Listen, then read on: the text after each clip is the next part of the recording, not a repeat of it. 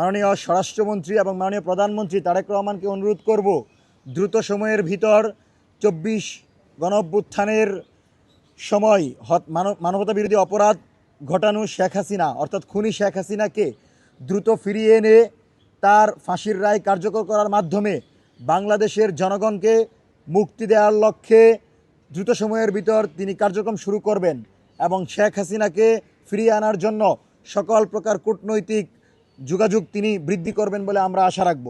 আপনারা জানেন যে শেখ হাসিনা শুধুমাত্র জুলাই গণঅভ্যুত্থানে গণহত্যা চালায় নাই, শাপলা, পিলখানা, মোদি বিরোধী আন্দোলন, এই প্রত্যেকটি আন্দোলনে আওয়ামী, ছাত্রলীগ, যুবলীগ, স্বেচ্ছাসেবক লীগের সন্ত্রাসীরা বাংলাদেশের গণমানুষের উপর অস্ত্র ধরেছে, হাজার হাজার মানুষকে হত্যা করেছে। তারপরেও যদি আওয়ামী লীগকে ফাঁসির দড়িতে ঝুলানো না যায়, এদেশের জনগণ কিন্তু স্বাধীন সার্বভৌম বাংলাদেশের স্বাদ পাবে না। সুতরাং যে কোনো মূল্যে আওয়ামী গোষ্ঠীদেরকে বিচারের মুখোমুখি করতে হবে। সেজন্য আমরা পূর্বেই বলেছি, যেহেতু হাসিনা প্রত্যক্ষভাবে তাদের সামরিক বাহিনী পাশাপাশি আওয়ামী লীগ, ছাত্রলীগের নেতাকর্মীদের মাধ্যমে জুলাই গণহত্যা চালিয়েছে, সেজন্য তার যে ফাঁসির রায় হয়েছে সেই রায় যেন দ্রুত সময়ের ভিতর কার্যকর করা হয়, সেজন্য আমরা সরকারের কাছে আহ্বান জানাবো।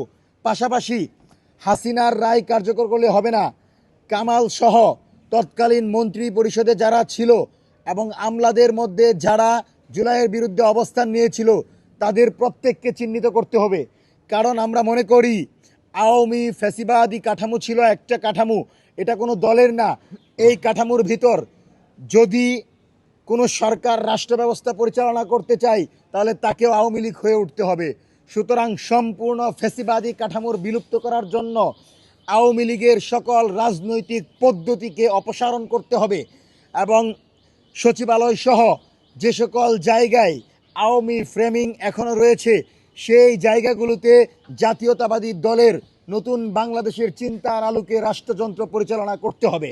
সবচেয়ে উল্লেখযোগ্য বিষয় হচ্ছে হাসিনা আজকে দেশে ফেরার সাহস পায়, কারণ সে জানে রাষ্ট্রপতি চুপ্পু এখনও বসে আছে সেই বঙ্গভবনে।